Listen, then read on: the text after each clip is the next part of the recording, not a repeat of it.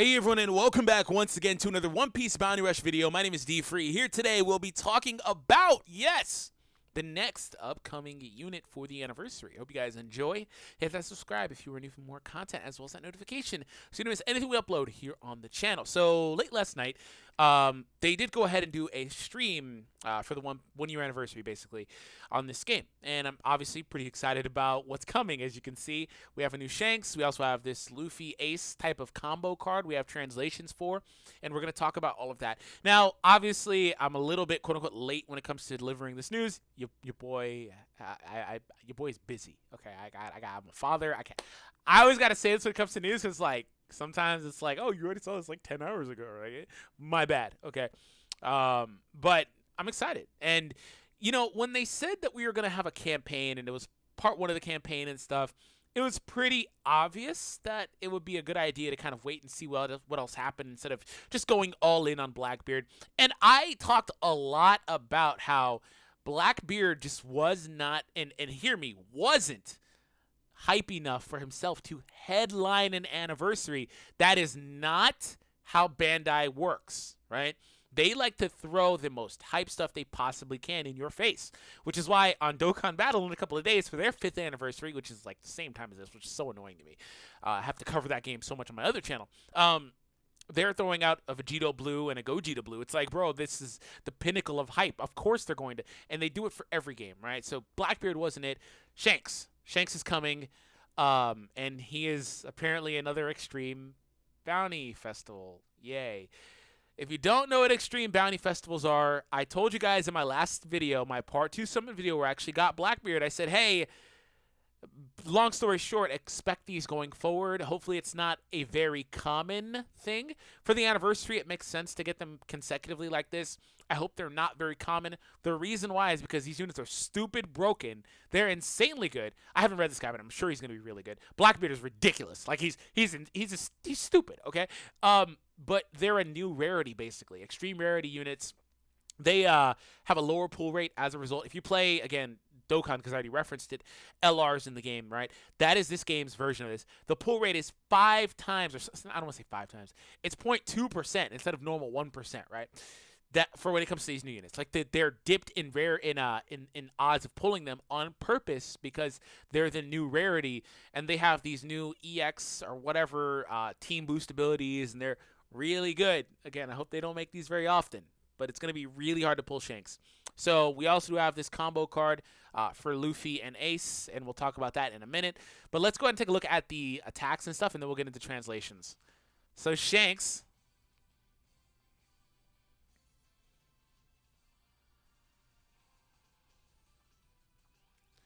Okay, Aokiji. I like his combos. I think this might be really similar to the old Shanks, though. Oh, hold on. That other skill hit far away, didn't it? That was a long-range move. Also, that looked like a counter. This one right here, I think, is a counter. Yeah, that's a counter. He got hit. Wait, hold on. Did that hit the dude behind him? It did. Oh! He swings it in an area around him. Similar to Blackbeard's other skill, actually. That one is so annoying. It's really annoying. Anyways, Aokiji's going to get hit by this. He really did. What is with all these Navy guys? Oh, there's a Kuma over there. Oh, Garp actually got out of this. Not really. He didn't have the shield around him, but he tried to dodge out of it before it hit him, which was mistimed, and he still got hit. But look at how far Aokiji is over there. He's barely making his way onto the what is that? The platform or whatever to get to this portion of the map, and he still gets hit. But Garp got hit afterwards. It's almost like this attack has like multiple phases to it. Like you could potentially get hit, you know, in multiple phases. It looked like it. Because the attack hit Aokiji first, because Garp was in the middle of a dodge. I don't want to overthink it, though. And obviously, this is just regular stuff. We start off with his capture animations and stuff. And then we have the regular combo. Let me actually take a look at his combo and kind of dissect this a little bit. I want to see how quick he is and stuff. It's actually pretty fast. Oh, and it's also like 5 hits, huh? Interesting. Yeah, he has a pretty nice play style. Let's take a look at their video really quick. Oh, that's really cool. He throws him in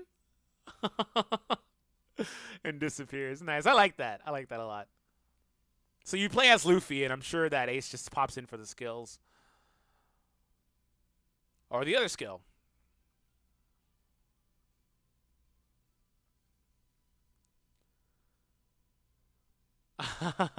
Also, this unit should be free. I think this is a free unit. Okay, let's kind of dissect what these guys do. I'm excited. So, 4th Emperor Shanks, skill 1, came to end this war. When counter is successful, so it is a counter. If your counter is successful, meaning they hit you, and you're able to counter off of that, during a set time after skill activation, deal damage to an enemy within a set mid-range area. Yeah, we saw that. He even hit the enemies behind him, so he goes in a full circle around himself at medium range, which is pretty impressive. On a counter, that's very impressive. I think that's probably better than the Ace that just came out, his counter. It's really good, but I think his mainly just goes forward. I guess it can kind of hit you on the sides as well. It just kind of depends where the enemies are at the time of the counter activation. When your counter, though... Oh, hold on. Let me finish reading this. And knock them back when receiving attack from an enemy. Additionally, recovers HP. Whoa, it heals? Hold on. I didn't even look for, like, healing and that type of stuff. Whoa. It did heal. Also, do they have team boost?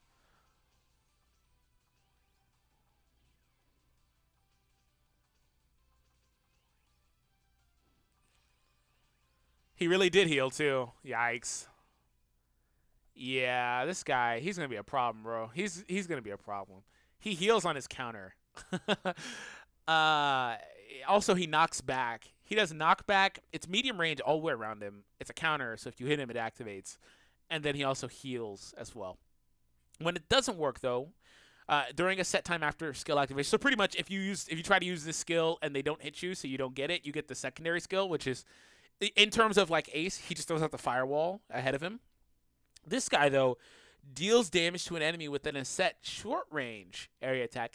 So he can still hit from a close range proportion. So if they're close, he'll still get hit, which seems like it'll work out pretty well. When you do not receive an attack from an enemy, yeah, that's when it doesn't work. And he also gains invincibility for a set period of time after skill activation. Wait, what? How long does he grant? Is that immunity? I think that's immunity. It might be something kind of lost in translation. I think it might be immune to staggering while he's doing it. If he actually gets like a proverbial invincibility for like a couple of seconds after using the skill, that's pretty nuts. Like that's pretty nuts. Let's look at the Griffin Slice here. Skill 2 deals damage to an enemy within a set long range attack or area, excuse me, and gain immunity to stagger for a set period of time after skill activation. Yeah, there's something different here. He said invincibility. He would have said stagger there too if it actually was stagger. I don't know. There's something interesting about that. Okay, so long range, you also get stagger immunity for a set period of time when you use it. And at level 5, gains a defense down effect. Long range with defense down. Interesting. Okay. He can't be stunned as well. Pretty helpful character trait. Trait 1 increases the cooldown rate of skill 1 by 50% when your team has less treasure defenders than the enemy team. Okay, so increase your recovery rate of skill 1 by 50% when your team has less treasure, I assume is what that means. So when you're losing, it goes up by 50. I think that there's another character in the game that has that. Reduces the cooldown of skill 1 by 50% and gain 30% defense for 10 seconds when you KO an enemy. Dog, he gets his counter half off? Well, reduces the cooldown. You get my point. It's not the same. But he does gain defense. 30%. Doesn't stack, but that's a lot. When HP is 70% or above, becomes staggered instead of down. So he changes down to stagger. Pretty good when you're high on HP. What is he, a defender? I think he's a defender, huh? I'm pretty sure he's a defender. These traits seem defender traits. Or an attacker trait. Oh, here it is. Yep. Blue type attacker. Oh, freaking end me. Another blue attacker. Oh, end me. Of course, though, because we had a red defender.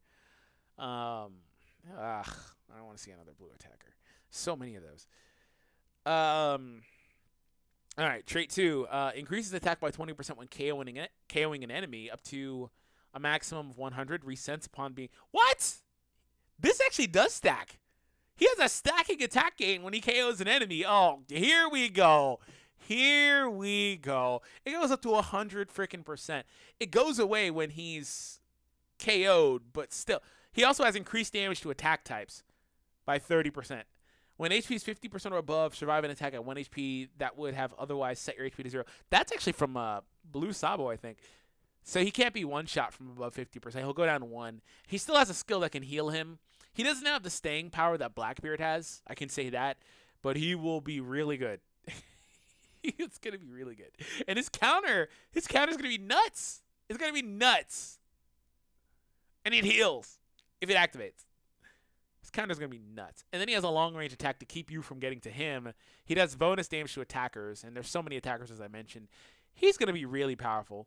He doesn't... Okay, I will say, aside from the 100% up, which, by the way, the defense raise is pretty good, too. Aside from the 100% up attack, he doesn't seem as impressive on paper as Blackbeard. In my opinion, anyway. But that doesn't always translate to the gameplay. How you read them doesn't always translate to the actual gameplay. All right, let's take a look at the ace here. Luffy. Green style runner. Oh, it's a green runner. Okay, all right. He said there wasn't much to say about this. Deals damage to an enemy within a set mid-range area with a set chance to inflict burn, gum, giant revolver, and fire fist. That's the combo skill. And the other skill here, charge at enemy at long range and deals damage. We saw those in action. We don't have any info on their traits, though, apparently. There was not anything in this about their traits. It's just the attacks. So we saw those in action. I'm really excited, though. This is going to be pretty fun. We do have that boss battle coming up and stuff like that, so there's a lot kind of happening. So stay tuned for more. Thank you all for tuning in. I hope you guys enjoyed. Hit that subscribe, of course, if you're new for more content, as well as that notification so you don't miss anything we upload here on the channel. Have an awesome day, everyone, and I'll catch all of you guys in the next One Piece Bounty Rush video. Take it easy, everybody.